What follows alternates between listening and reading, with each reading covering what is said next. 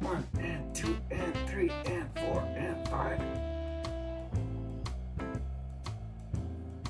And release. And release. And release. Release. You gotta do better than that, man. Snap out of it.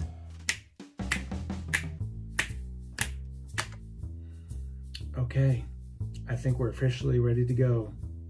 Yeah, me too. Thursday headlines. Welcome everybody to Thursday and some headlines. Yes, hope everyone's having a great week. I know I am, and I'm sure you are too. But let's jump right into today's headlines. All right, Chick-fil-A is facing a sauce shortage. Oh, forget the gas shortages back east, man. Chick-fil-A is out of sauce, and that's a problem. Moving right along. Machine Gun Kelly explained by why he wears Megan Fox's blood in a necklace after posting a picture of it on Valentine's Day. Yeah, around his neck. That's because he's a weird dude. And this is not actually original, Mr. Kelly. Yeah, Angelina Jolie beat you to this years ago wearing Bob, not Rocker Bob, that other Bob, dude. Yeah, she had a vial of blood around his neck. This is not original. Ooh, this one's good. This one is good. Baseball fans, listen up. Mets Noah Syndergaard says, and I quote, "Baseball's unwritten rules are stupid and the sport has gotten soft." Yeah, this is one of your own folks, baseball fans. You know what? 162 games said you were soft. All right, everybody, it is Thursday. It is a great Thursday. It is Independent Living Thursday. And on Independent Living Thursday, you make independent choices on your behalf. What does that mean? Choices. What is this choices? Choices for independent living. That means choices are what you choose to do. Oh, that's what we've been talking about all week. Choices. Choosing, making decisions, how powerful that can be. That's what I've been talking about all week. Powerful choices. And yesterday's live with Gabrielle, Clayton, and Zach was an outstanding discussion of the power of choices. And this was a new thing they did. This was the first time they did this.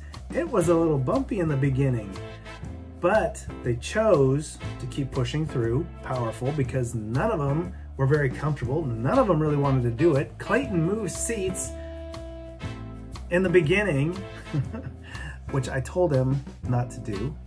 I told them how to sit and why, but they thought they knew better, and they kind of did. They had to test it out. Choosing is thinking ahead sometimes, planning ahead, and then making the official choice, kind of thinking, this might work better this way, and then giving it a shot. Sometimes you're wrong, but that's okay. So sometimes choices are very scary and hard, and you don't always have all the information you need. You have to take a little bit of a leap of faith sometimes. And you may be told to do one thing and then think, I'm gonna do it this way. Sometimes you'll make that choice and it won't work out. If you made the decision to make that choice based on good information, then good job trying something. I applaud everybody for trying something if it was based on good information.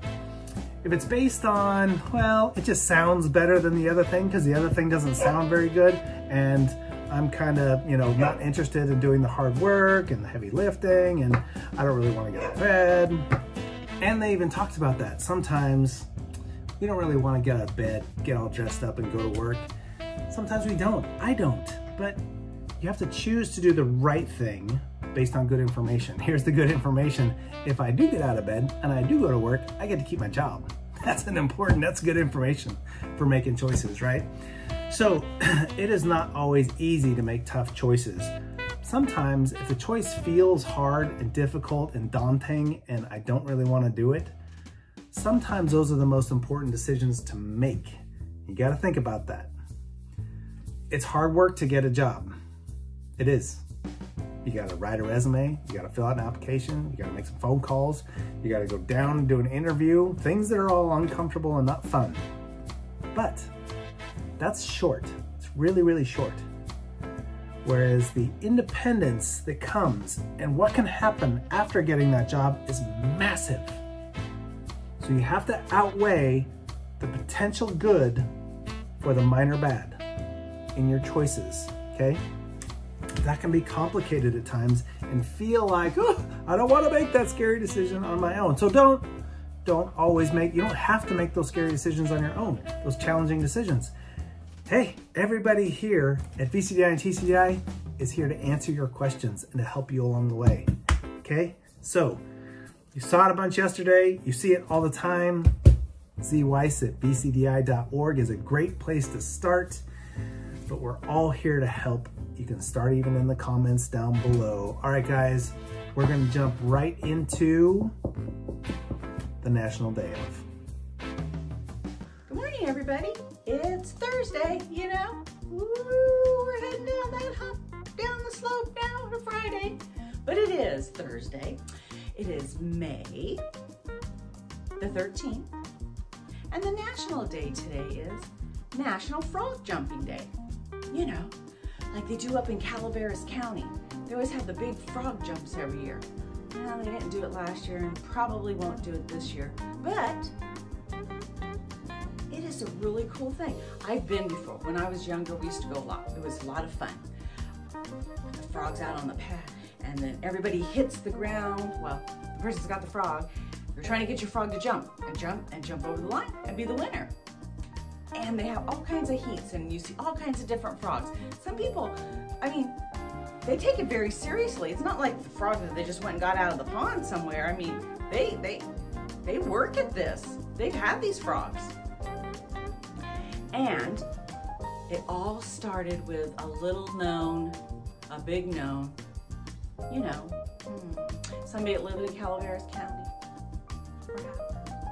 Maybe his name was Mark Twain. He wrote about it. And a lot of his stuff, a lot of his things, you know, we have a lot of history up in Calaveras County, up in the mountains, you know. We have a town up called what? Twainhart, you know, it's a lot of good stories, a lot of good little tidbits that he wrote over the years. And there's a lot of history up there with him. And I think the frog jumps of Calaveras County are an homage to him. So do a little history if you don't know what I'm talking about. Look up the frog jumps. You can YouTube them. They're crazy to watch. Quite comical and fun. So everybody have a great day today on National Frog Jump Day. Frog Jumping Day. There's a place by here, Carl man told me about to call it, there's a town by here that Carl man told me about that they have a frog jump competition. Yeah. Yeah, I'm not a big fan of the frogs, but, you know, the Firewood Frog Cafe, man. Hey, that sounds like a cool place. I'm trying to get the gig there. Carl man say, hey, Firewood Frog Cafe, man, that's a good place for you to maybe play one day. And, it's gonna be opening real soon, hopefully. I said, what, bro? We're opening Firewood Frog Cafe after all this time? He said, yeah, dude, it's gonna happen one day. Oh, what does one day mean, man? He said, don't worry about it, Bobo. You just get ready to play some tunes at the Firewood Frog Cafe. Whoa! Mind blown! Carl, man, always got tricky up his sleevey. So, the frog jump, yeah. Frog jump day, weird day, though, you know. Unless you're really into frogs and you like to watch them jump, I guess. Frog jumping day. Frog jumping day. Frog jumping day. Jump. Frog jumping day. Jump.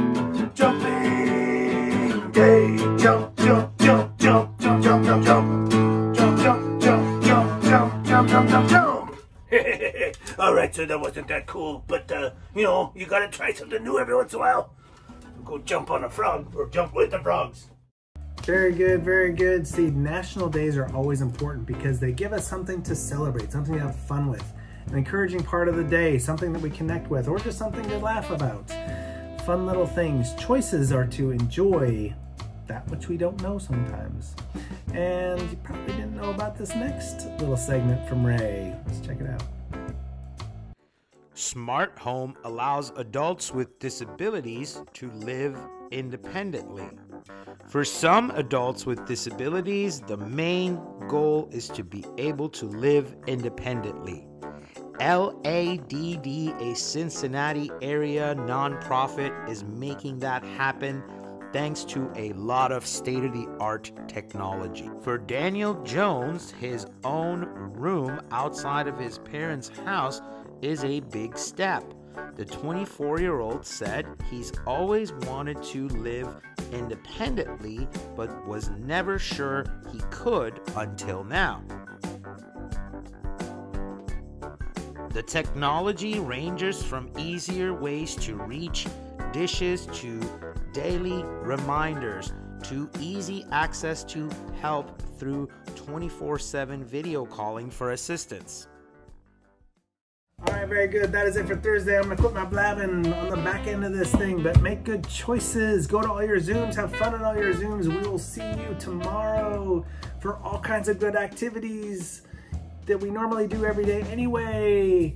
But we'll have the Insta Live Instant Trivia at 1 o'clock. I'm not really sure where I was going with all of that. So have a great rest of your Thursday. We'll see you 10:30 Facebook Live, 1 o'clock Facebook Live, and that'll be it for Thursday. Take care, everybody. See you tomorrow on the morning routine.